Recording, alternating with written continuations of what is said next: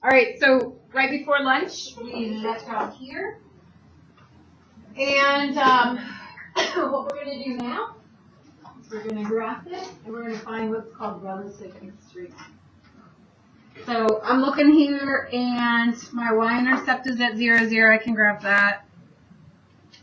I can graph my zeros, my x-intercepts, -4. There's a 0, and there's 1.5. Now pay attention to the end behavior. At the very ends, they're both going to be going down. So after the end intercepts, they'll just continue to go down.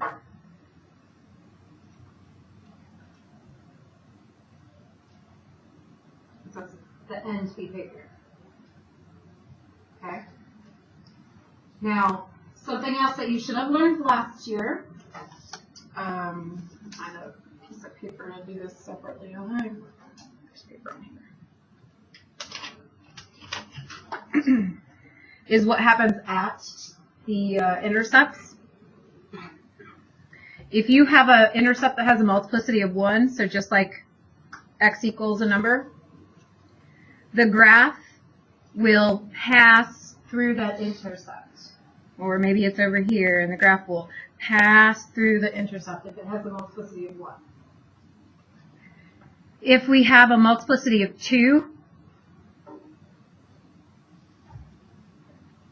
what's going to happen at that intercept is it's going to look like a parabola. It will go, it'll make, it'll intersect with the axis, and then it'll bounce back off. It won't pass through it.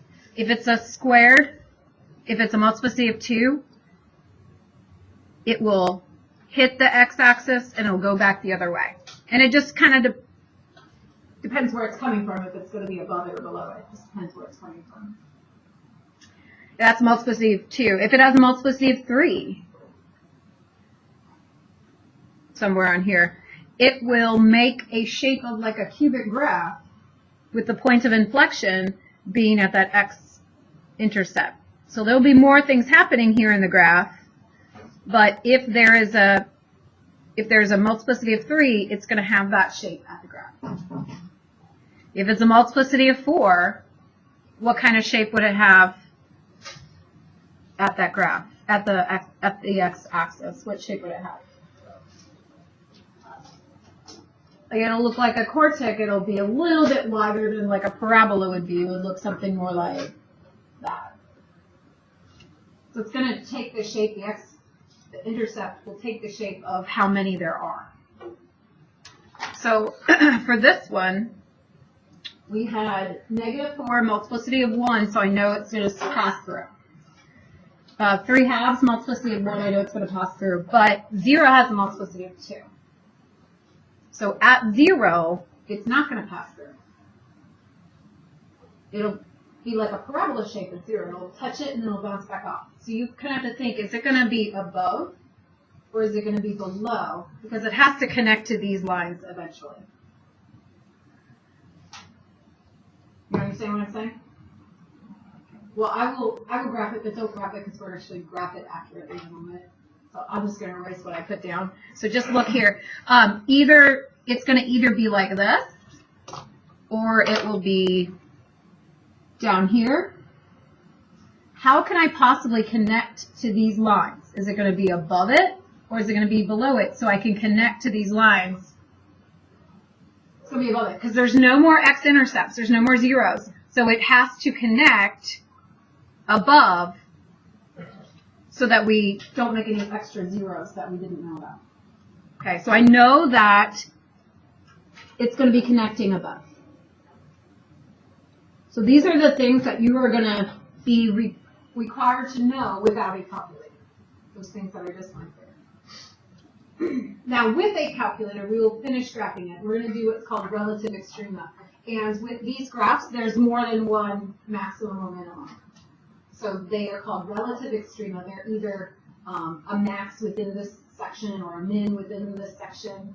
So the extrema means the maxes and the mins, but it's not the max or min of the graph. It's just throughout the graph, a max or a min. So what we're going to do is go ahead and type the equation into your calculator.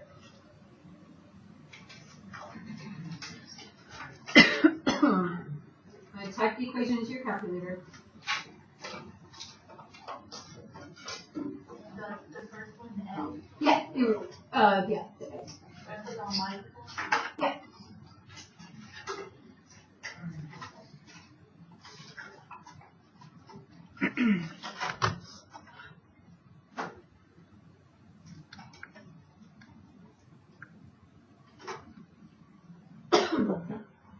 You did not bring your calculator. Desmos works. Don't sit here doing nothing. But we will want to know how to do this on the calculator. So you may want to take good notes if you don't have your calculator today. I have my graph, so once you hit graph, you can compare and make sure your results are correct. Do 6?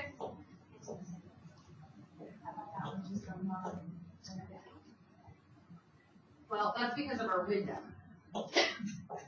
We want to adjust the window so that we can see that maximum. We're going to adjust the window so we can see it, and I'll show you how to adjust it in just one moment. Just wait for everybody to catch up.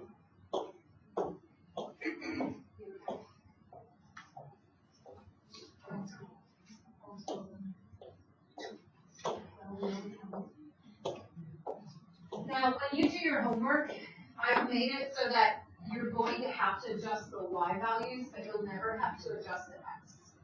So, because my zeros are at -4 and 3/2 and 0, I'm like making it easy for you to graph the x's, and then the y's you're just going to change. You don't want to change both, because then you're going to have to like scale down the x's and you might be really hard to graph.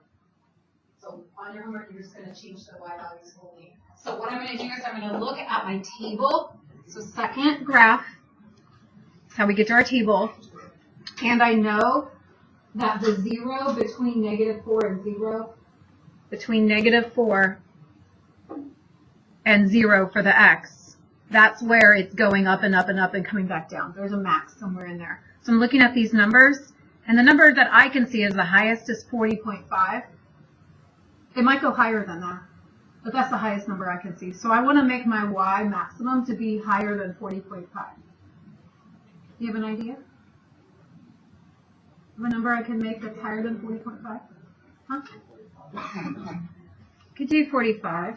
I'm not going to. I'll tell you why. But I could. So the graph has how many spots here? All of my graphs, almost every single time I give you them. They're 10s. So think of a number that we could easily count by that's bigger than 40.5. I'm going to count by 5, so I'm going to make it 50. Okay, so on my graph, I'm doing it on the calculator as well, but on my graph, I'm going to count by 5s. So to change it on your calculator, you're going to go to Window, and we're just going to change our y's. So I'm going to go y minimum -50, y maximum 50, and tell it what you're counting by, y scale 5. That way it looks like what you're putting in the paper. And then I'll hit graph. Oh good, I can see everything now. So now we're going to find our relative maximums and minimums. So I can see there's a maximum way up here, but then there's another maximum over here. And then there's one minimum right there. And I think you should know where the minimum is right now. It's a 0, 0, because there was that quadratic 0 right there, 0, 0, so that made the min. So I can already put down my min. I just need to find my maximums. I showed you how to do this yesterday, so this is review now.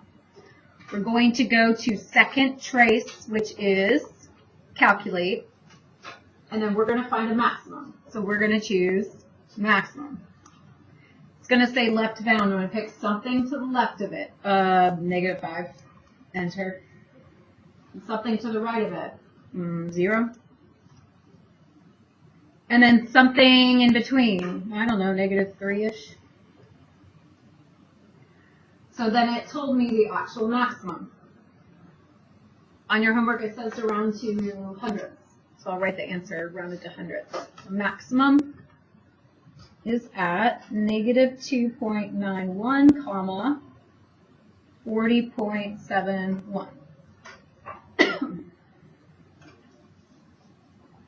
And there is another maximum, yeah? The middle is not going on level 2. Why is the middle just not going? There are. There's two maximums. Are you're asking about this guy all the way over here? Yeah. Yeah. That's the middle of the same line. I don't understand what you're asking. Say it again. Like they're all on the same line. Why is the one in the middle of it and not the one on the edge? Are you talking about the negative 4 and the 3/2? Those are not minimum or maximum. Those are x-intercepts or zeros. So the maximum I had just found is this point that's flashing up there, which is not in the same line. 0, 0 happens to be also a x-intercept and minimum. They just happen to be the same, but not always.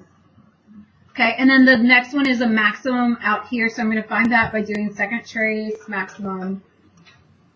And my left bound could be 0, my right bound 2, guessing 1. And I get my other maximum. I'm going to round that to 2 decimal places.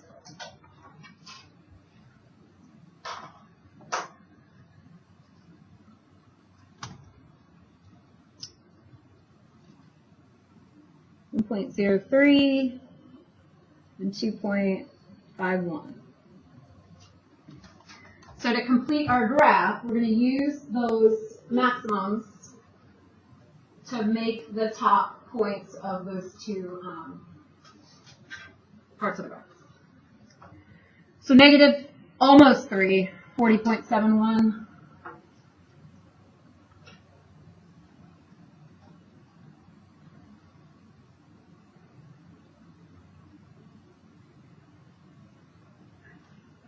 And then just over 1 and 2.5 is way down here.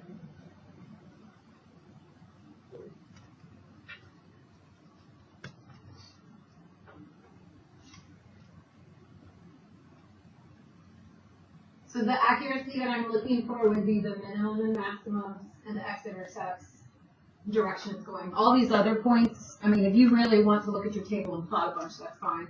But I'm looking for minimum accuracy, like that you're graphing your minimums that you just found, and that you're graphing your x-intercepts, and you have the graph going in the correct direction. Okay. So start B. I'll go over it with you. Then start it.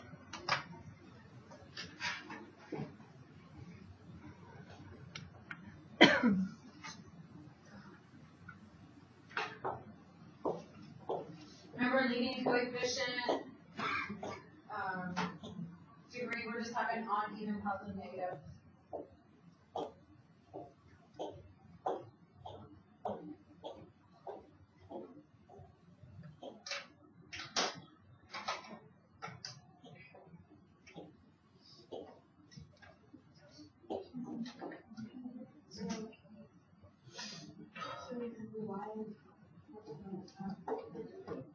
The f of x is always the other, and then x is left or right. So this is like the x-axis, and this is the f of x axis. Right?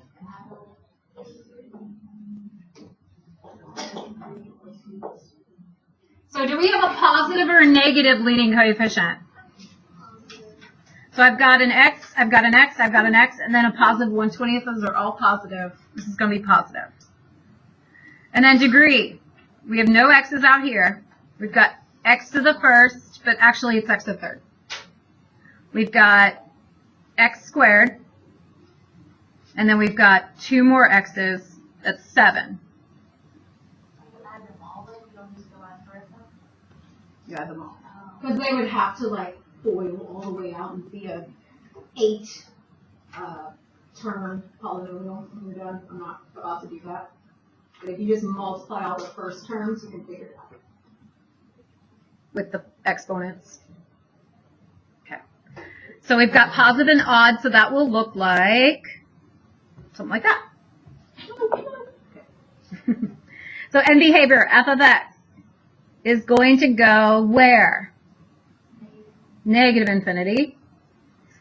As x goes to negative infinity. F of x goes to positive infinity as x goes to positive infinity. Factor and find zeros. It's already factored. We're say x plus 4 equals 0, x minus 1 equals 0, x minus 3 equals 0. Get negative 4, positive 1, and 3. Negative 4, what's multiplicity?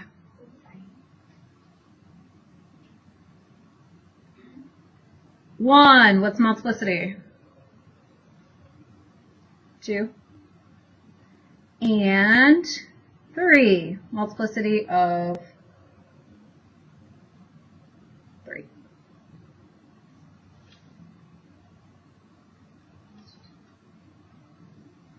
Y-intercept, you're plugging in 0 for x. So I have 1/20th multiplied by 4 to the third multiplied by negative 1 squared multiplied by negative 3 squared. I'm going to use my calculator. Yeah, what's up?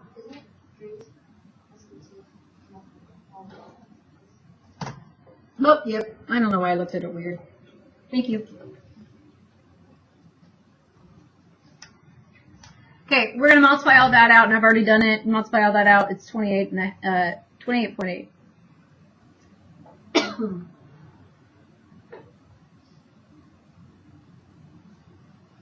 So far on our graph, the x-intercepts, you don't have to rescale the x at all. The x-intercepts, we have negative 4. We've got 1 and 3. And then when we talk about end behavior, we know that it's going to be going up at the end, and it's going to be going down at the end. But using those multiplicity, what's actually happening at negative 4? Does it just go straight through? Is it bouncing off of it? What's happening at negative 4 with the multiplicity of 3? It goes through, but does it go straight through?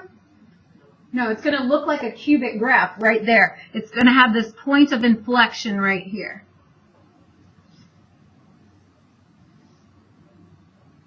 So it's going to go up for a while. It's going to have to come back down again to get this next 0. How many at this 0? There's a multiplicity of 2 at that 0. So what's going to happen when we have a multiplicity of 2?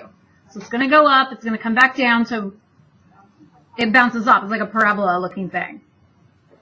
And then it's going to go up. It's going to come back down so it can get that next x-intercept. And there's a multiplicity of 2, so it's going to have to also be like a parabola thing at the end. So then all you have to do on your calculator is you have to find where the maximums are. But we should already know where the minimums are, because those were also x-intercepts. So I know my minimums. I know that my minimums are at 1, 0 and 3, 0. I have 2 maximums. But I would have to put that in my calculator. I'm not going to take the time to do that right now, okay? But that's the part where you use your calculator to find. And if you forget how to do it, ask me. Okay? We have this here. You're going to have some of these where I've made these on my calculator. I made screenshots from an equation I typed in the calculator, and you have to figure out kind of what I typed in the calculator. So it's going to be in factored form, and this is the graph. So what you want to do is you want to start finding the x-intercepts. So left to right, what's the first x-intercept? Every time it passes through, there's negative 2, there's negative 1, 2, and then there's 3.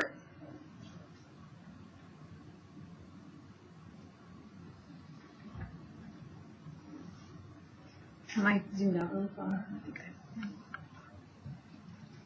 I'm zoomed in. Okay.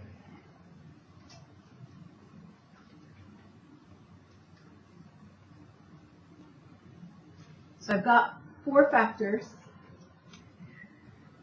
First one would be x plus 2. The next one's going to be x plus 1. Then we'll have x minus 2. Then we'll have x minus 3. Now, if you look at the graph, and you look at the end behavior of the graph, it should be odd. How do you know that none was in front of the whole thing? You wouldn't know. Because you don't know. I'm trying to think. No, you wouldn't know. Actually, let me rephrase that. There is something you might know. So I should leave space because I might have to change it. The next thing I'm going to do, I'll talk about that part last, okay? So the next thing I'm talking about is the degree. So when you're looking at this, it's got to be odd because they're going opposite directions at the end. But when I look here, how many factors do I have? 4. So I'm missing a factor, or at least one. There might be more than one factor. So I'm going to go back and look at this. Is there any multiplicity at any of these x-intercepts? At -1, do you see how it doesn't actually pass through -1, but it just bounces off? So it only touches it but bounces off. That means there's a multiplicity here of 2.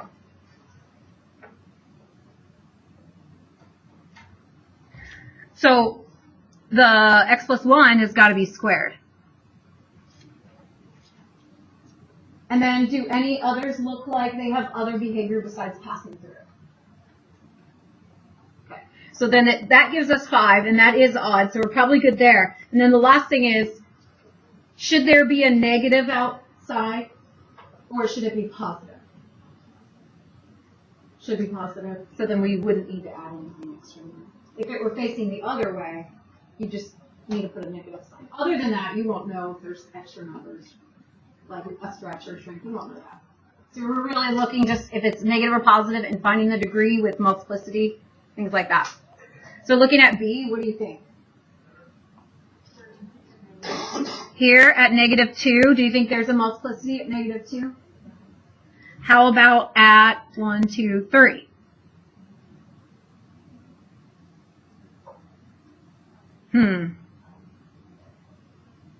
It doesn't just pass straight through like a line.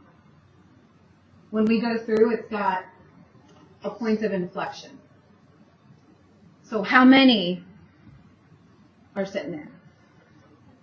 Multiplicity of 3. And I'm not going to give you anything above 2 or 3 because it's too hard to tell if it's 3 or 5. Like you can't tell. So it'll just be 3. So we'll have f of x. And then we'll have an x plus 2 with a multiplicity of 1. And we'll have an x minus 3 with a multiplicity of 3. And then is it positive or negative?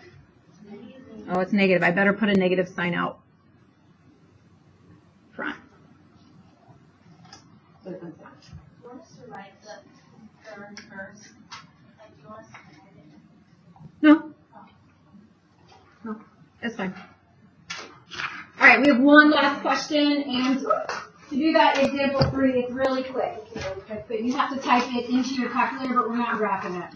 You do need to type this into your calculator, but we're not graphing it. Example 3 is a calculator question.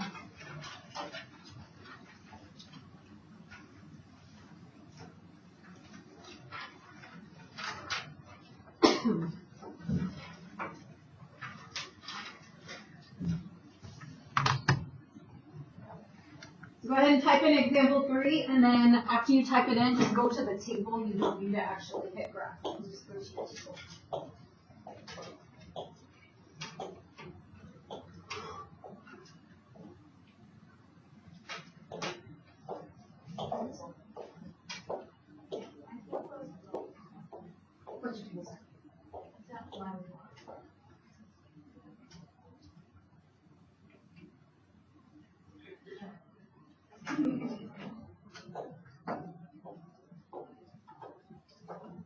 So go to table set,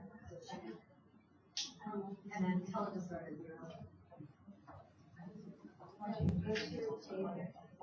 And then go back to go. Oh, don't start it. And then go back to the table. And then you just go. I was just trying to get it closer, but. Oh no, you're counting by different things. Go to your table set, and then tell it to count by table of that change in table to count by one. Is anybody else having trouble with their table? Okay, so what what's it called, this theorem? Intermediate value theorem and the table feature, it's asking for you to look at the table and the table only. It's not asking you to look at the graph. It's asking you to look at the table and find an interval of x values where a 0 occurs. So if a 0 occurs, the y's are going from negatives to positives, or the y's are positives to negatives. If the y's have a sign change, it has passed through the x-axis. So we are looking at the y values first. Do you see any changes from positive, well, we're starting at negative, from negative to positive? Right here? So you write down the interval that goes from -3 to 2 from the x's. So we're saying that there is definitely a 0 between -3 and -2. It's some decimal, I don't know what it is, but it's between -3 and -2. So I'm going to go back to my table. Is there another place where y's change sign? From the x value from 0 to 1, right? So we'll write, all right, it also happens from 0 to 1. And then is there another place?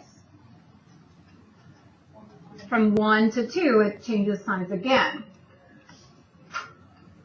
From 1 to 2. So this will only tell you when the graph actually passes through the x-axis. It will not tell you any zeros that bounce off.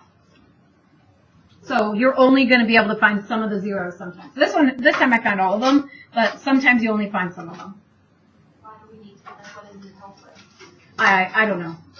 It's in the curriculum, so I'm going to show it to you, but I'm going to use it. But I think you use it more in calculus to do other stuff, so we're introducing it, but you never use it. So you guys have your worksheet. If you didn't get the worksheet, let me know so I can give you a copy of it. And don't put it off till last minute. Come see me if you need help.